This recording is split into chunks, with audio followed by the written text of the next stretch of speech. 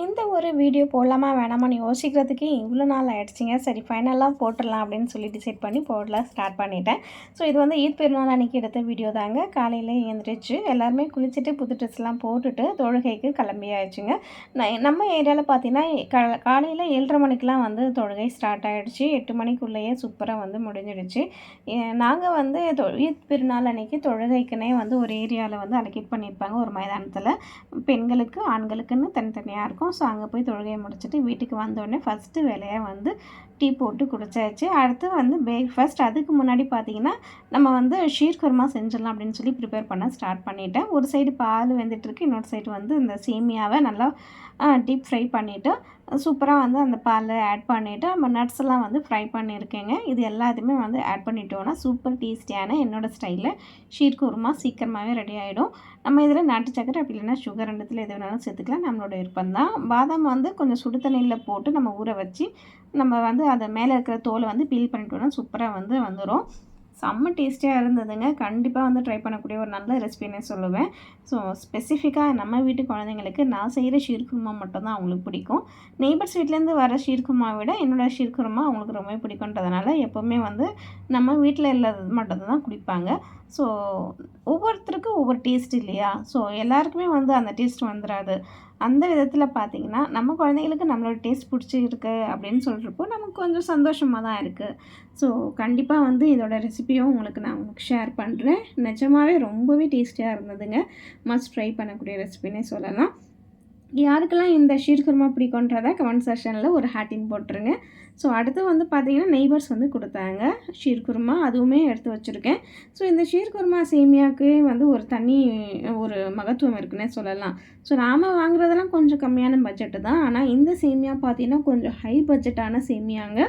So இது வந்து நார்மலாக நானும் வாங்கினேன் இல்லையா, அதே சேமியா தான். ஒவ்வொன்றும் ஒவ்வொரு கலரில் இருக்குது பாருங்கள்.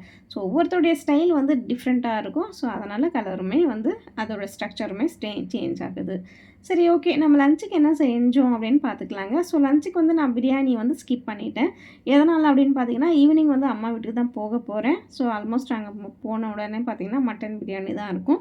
அதனால் நான் வந்து டிஃப்ரெண்ட்டாக சேஞ்ச் பண்ணிட்டேன். மார்னிங் வந்து நான் பிரேக்ஃபாஸ்ட் இட்லி சட்னியோடு முடிச்சுட்டேன். ஏன்னா ஃபாஸ்டிங் இருந்துட்டு நம்ம வந்து சடனாக ஏதாவது ஹெவியாக சாப்பிட்டோன்னா கண்டிப்பாக வந்து அது வந்து செட் ஆகுறது கொஞ்சம் சரியாக செட் ஆகாது.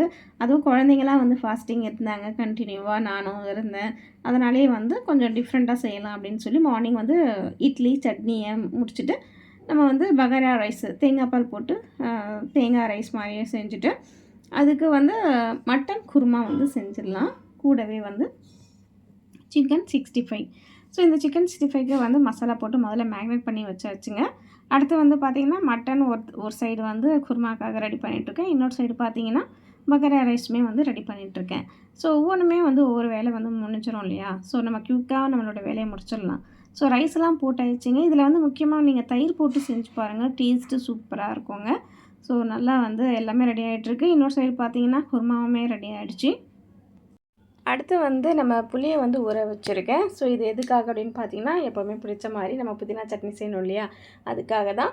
இந்த சைடு பார்த்திங்கன்னா நம்ம தம் கொடுக்குறதுக்காக நம்மளோட அந்த பகாரா ரைஸ் சூப்பராக வந்து ரெடி ஆகிடுச்சு. அந்த ரைஸு தண்ணி ரெண்டுமே ஒரே லெவலில் வந்துச்சு. இதே மெஷர்மெண்ட் தான் வந்து பிரியாணிக்குமே இதே மாதிரி ரைஸ் வந்து ஒரே லெவலில் வந்துச்சுன்னா நம்ம வந்து தம் கொடுத்துடணும். சரி, ஓகே, நம்மளுடைய குருமாவும் ரெடி ஆகிடுச்சு. அதனால் இன்னொரு சைடு வந்து நம்ம சிக்கன் ஃப்ரை பண்ணிடலாம் அப்படின்னு சொல்லி அது கடாய் வச்சுருக்கேங்க. நான் குட்டி கடாய் தான் வச்சுருக்கேன். இதுலேயே வந்து சூப்பராக ஒட்டாமல் இரும்பு கடாய் தான், அது சூப்பராக வந்து ரெடி ஆகிடும். அப்புறமா தம் போடுறதுக்காக நான் தவா கீழே வச்சு அதுக்கு மேலே ரைஸு, அதுக்கு மேலே ஒரு குக்கர் கொஞ்சம் வெயிட்டான பொருள் வச்சோன்னா சூப்பராக வந்து தம் செம்மையாக வந்துடுச்சுங்க.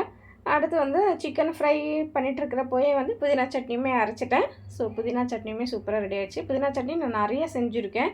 எதுக்காக அப்படின்னு பார்த்தீங்கன்னா ஈவினிங் அம்மா வீட்டுக்கு போகிறப்போ எடுத்துகிட்டு போவேன் எல்லாமே. ஸோ இப்போ நிறைய வந்து பேலன்ஸ் இருக்கும். நான் 2 வேலையுமே சேர்த்து தான் நான் செஞ்சுருக்கேன். அதனால் புதினா சட்னி வீட்டில் எல்லாருக்குமே பிடிக்கும். ஸோ அதனாலே வந்து நம்ம எடுத்துகிட்டு போகலாம் அப்படின்னு சொல்லி அரைச்சிருக்கேன். ரைஸ் பார்த்திங்கன்னா நல்லா குச்சியாக சூப்பராக வந்திருக்குங்க. நல்லா உதிரியாக வந்திருக்கு பாருங்கள். இந்த நேரத்தில் தான் என்னுடைய ஃபோனுடைய டார்ச் பார்த்திங்கன்னா ஆன் ஆகிட்டு ஆஃப் ஆகிட்டு அந்த மாதிரி இருந்தது. சரி, ஓகே, அது ஸ்கிப் பண்ணிக்கோங்க, உங்களுக்கு கொஞ்சம் டிஸ்டர்பன்ஸாக தான் இருக்கும். சூப்பராக உதிரியாக ரெடி ஆகிடுச்சு. இந்த சைடு சிக்கன் 65மே ரெடி ஆகிடுச்சு. அடுத்து கிரேவியுமே ரெடி ஆகிடுச்சு. இப்போ வந்து நம்ம லஞ்சு சாப்பிட வேண்டியது. அதுக்குள்ளே குழந்தைங்களுமே பார்த்தீங்கன்னா ஏர்லி மார்னிங் 5 o'clock எழுந்திரிச்சாங்க. அதனாலேயே வந்து அவங்க ஒரு குட்டி தூக்கத்தை போடுறதுக்குள்ளே நம்ம எல்லா வேலையுமே நான் முடிச்சிட்டேன். ஸோ கிச்சனுமே நம்ம வந்து க்ளீன் பண்ணிட்டோம்னா எல்லார் வீட்டுக்குமே வந்து கொஞ்சம் ஒரு விசிட் போயிட்டு வரதுக்காக ஈஸியாக இருக்கும் இல்லையா? அதனால் கிச்சன் வேலை, சாமான் தொழுக்கிறது அது எல்லாமே வந்து சீக்கிரமாக முடிச்சிடலான்னு அந்த வேலையுமே சைட் பை சைட் பண்ணிகிட்டு இருந்தேன். இப்போ நம்மளுடைய சிக்கனுமே ரெடி ஆகிடுச்சு. நம்ம லஞ்ச் வந்து சாப்பிட உட்காந்துடலாம்.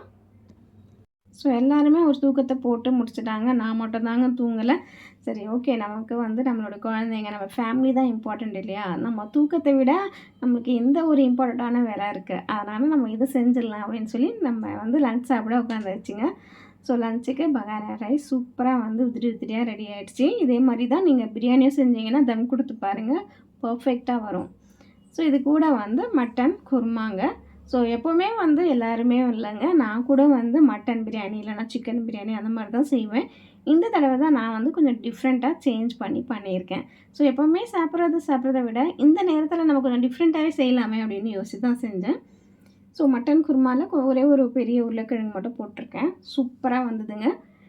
ஸோ யாருக்கெல்லாம் இந்த காம்பினேஷன் பிடிக்குன்றதை சொல்லுங்கள். ஸோ மட்டன் குருமாவோட புதினா சட்னி, சிக்கன் 65.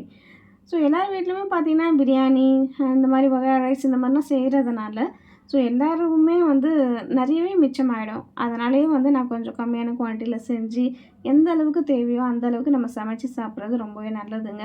ஸோ கண்டிப்பாக வந்து மிச்சமாக இருந்ததுன்னா வீணாக்காமல் நம்ம நெய்பர்ஸ்க்கோ இல்லை வந்து யாருக்கோ தெரிஞ்சவங்களுக்கோ இல்லை நம்ம வெளியில் போகிறப்போ அங்கே பார்சல் கட்டிட்டு போய் யாருக்காவது நம்ம கொடுத்துட்டோன்னா அவங்களுக்கு யூஸ்ஃபுல்லாக இருக்கும். ஸோ அந்த மாதிரி தான் நான் செய்வேன். இப்போ வந்து நான் வந்து என்னோடய ஃப்ரெண்டு வீட்டுக்கு கிளம்பிட்டேங்க. ஃப்ரெண்டு வீட்டுக்கு போனால் பார்த்தீங்கன்னா அவங்களோட பையனுக்கு ஒரு ஷூ பார்சல் வந்தது. அதை பார்த்துட்டே இருந்தேன். அப்படியே டீலாம் குடிச்சிட்டு ஸ்நாக்ஸ்லாம் சாப்பிட்டுட்டு அம்மா வீட்டுக்கு கிளம்பி போயாச்சு. அவங்க வீட்டில் பார்த்தீங்கன்னா சிக்கன் பிரியாணி சித்தி கொடுத்தாங்கன்னு சொல்லி சிக்கன் பிரியாணி இருந்தது. லெக் பீஸோட சூப்பராக இருந்தது. பார்க்கவே நல்லா சூப்பராக கலர்ஃபுல்லாக இருந்தது. சூடு பண்ணுறதுக்காக எடுத்து வச்சுருக்கேன். அம்மா வந்து மட்டன் பிரியாணி செஞ்சுருந்தாங்க. ஸோ இந்த மட்டன் பிரியாணி தான் நமக்கு கிடைக்குதே, நம்ம எதுக்கு செய்யணும் அப்படின்னு சொல்லி சோம்பேறித்தனம் தான், அதனால தான் நான் செய்யலை. ஸோ சூப்பரான மட்டன் பிரியாணி சிக்கன் பிரியாணியோட நம்மளுடைய ஈத் பெருநாள் செம்மையாக போயிடுச்சுங்க. ஸோ இதே மாதிரி உங்களுடைய ஈத் பெருநாளும் நல்லபடியாக ஹாப்பியாக போயிருக்கும்னு நம்புகிறேன். ஸோ கண்டிப்பாக வந்து நாம் வந்து இங்கே ஹாப்பியாக இருக்கிற மாதிரி நம்மளுடைய தோழர்கள் தோழிகள் எல்லாருமே வந்து நல்லா இருக்கணும்னு ப்ரே பண்ணிக்கலாம். ஈரான் மக்களுமே சரி, நம்மளுடைய பாலஸ்தீன மக்களுமே சரி, அவங்களுமே வந்து ஒரு நிம்மதியான வாழ்க்கை வாழணும் அப்படின்னு ஒவ்வொரு தொழுகையிலையுமே நீங்களும் துவா கேளுங்க. நானுமே எல்லாருக்காகவும் துவா கேட்குறேன். இன்ஷா அல்லாஹ் எல்லாருமே நல்லா இருக்கணும். கண்டிப்பாக வந்து நம்மளுடைய எந்த ஒரு செயலுமே வந்து நல்ல செயலாக இருந்ததுன்னா இறைவன் நம்மளோடையே இருப்பார். ஸோ இந்த வீடியோ உங்கள் எல்லாருக்கும் பிடிச்சிருக்கோன்னு நினைக்கிறேன். பிடிச்சிருந்தா மறக்காமல் சப்போர்ட் பண்ணுங்கள்.